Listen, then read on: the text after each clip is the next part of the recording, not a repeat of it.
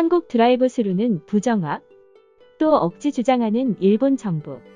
일본 정부가 다른 나라처럼 드라이브 스루 검사를 도입하자는 자국민들의 요구에 터무니없는 헐뜯기에 나섰습니다. 한국 정부가 최초로 도입한 드라이브 스루 선별 진료소에 대한 가짜 정보를 퍼뜨리며 부정적인 시선을 보내고 있는 것입니다. 전 세계가 극찬 중인 드라이브 스루 진료소는 외신들이 혁신이라고 평가하면서 영국과 독일, 벨기에 등 많은 나라에서 앞다투어 도입하고 있습니다.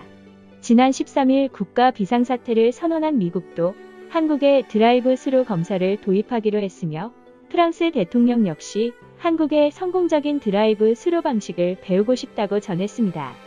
이렇게 한국 정부에 쏠린 전 세계의 관심이 마음에 들지 않았던 일본 후생 노동성은 지난 15일 대뜸 드라이브 스루 검사를 실시하지 않는 이유에 대한 트윗을 올렸습니다.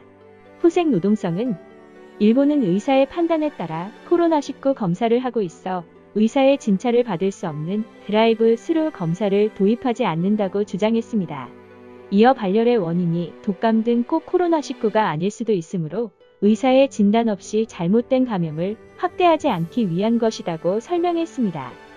후생 노동성은 다음날 헤럴드 경제와의 통화에서도 일본은 드라이브 스루 방식을 도입하지 않겠다며 한국의 드라이브 스루는 일본 정부와 맞지 않는다고 밝혔습니다.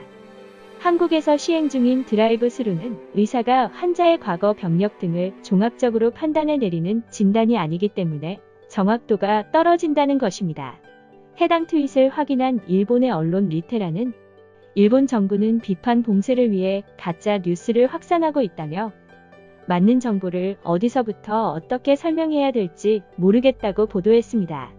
또한 한국 드라이브 스루 진료소의 접수 과정을 나열하면서 트윗을 반박한 뒤 일본은 현재 의사가 필요하다고 판단해도 검사를 할 수 없지 않냐고 비판했습니다. 드라이브 스루 진료소는 이미 일본 언론에서도 많이 언급되었습니다. 니혼 게이자이 신문은 지난 11일 코로나19에 대한 검사를 왜 보건소에서만 해야 하는지에 대한 의문이 결국 불신으로 변했다며 한국의 드라이브 스루 방식 검사가 전해지자 일본 정부를 향한 불만은 극에 달했다고 지적했습니다.